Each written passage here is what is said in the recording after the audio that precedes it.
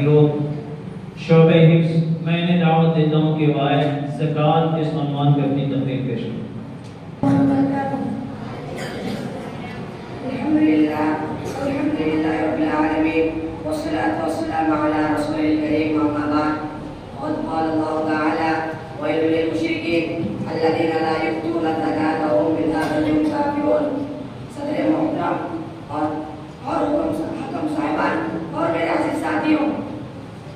ये मेरी बड़ी खुशकिस्मती है कि आज इस मुअज़्ज़ज़ सदर के सामने इस्लाम के अहम रुकन ज़कात के बारे में कुछ कहने के लिए लाकुशाई कर रहा हूँ। अभी अभी मैंने आप सबके सामने एक आयत पढ़ी है जिसका तर्जुमा यह है, अल्लाह ताला इरशाद फरमाता है कि उन मुशरिकों के लिए बड़ी खराबी है जो ज़कात नहीं करते, वो आखिरत के मुनकिर हैं। ज़कात किसे कहते हैं पहले से समझ ले।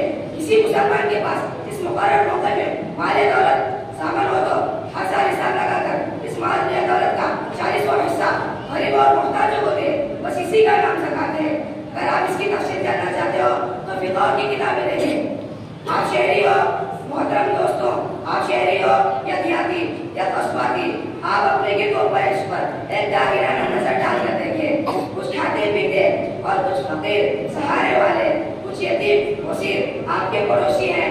आपके गांव में कुछ ऐसे लोग बसते होंगे जिनका हर दिन यौम ईद और हर रात शब बरात और बेचारे दो रोटी के मोहताज है। कोई लूला, कोई लंगड़ा, कोई अंधा, कोई बहरा, जिनके पेट खाली है और तन पर कपड़ा भी नहीं। आप जरा सोचेंगे इनकी जिंदगी कैसे गुजरेगी। इस्लाम आया, उसने इनकी तरफ खास तवज्जो की और हज़रत आदम अलैहिस्सलाम से लेकर अब तक जितने नबी आए सबने अपने अपने पैरों को ज़कात देने का हुक्म किया ताकि समाज सुधरे, गरीब उभरे, मोहताज अपने पैरों पर खड़े हो और परदेसी अपने वतन लौट जाए।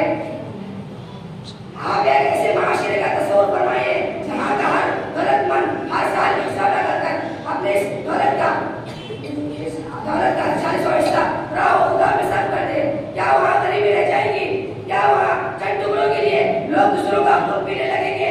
क्या वहाँ चंद सिक्कों के हौज में किसी मासूमों की इज्जत लूटी जा सकती है? नहीं, हरगिज़ नहीं। यही वजह है कि हम जिस देश में इस्लामी माशरा अपनी मुकम्मल शक्ल में वजूद पसीर हुआ, वहाँ इस दौलत की गर्दिश की वजह से कोई मोहताज ना रहा और लोग ज़कात का मुस्तहिक होते थे और कोई नजर ना आता था।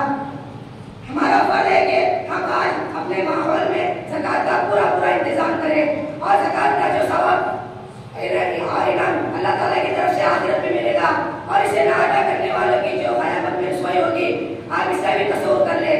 तो आप ज़कात पाबंदी से देंगे। ज़कात देने से आखिरत में तो कामयाबी मिलेगी और इससे दुनिया में भी बड़ा फायदा है। ज़कात देने वाले का दिल मसरूर और मुतमईन होता है। गरीबों को इस पर हसद नहीं बल्कि वो दुआ करते हैं कि अल्लाह मज़ीद दौलत दे। नबी करीम सल्लल्लाहु अलैहि वसल्लम इरशाद फरमाते हैं कि अल्लाह ताला इरशाद फरमाता है कि ऐ बंदे आदम, तू मेरी इबादत करता, माल खर्च किए जा, मैं तुमको बराबर दिया करूंगा। अल्लाह ताला हम सब लोगों को रसूलुल्लाह सल्लल्लाहु अलैहि वसल्लम के इरशाद पर अमल करने की तौफीक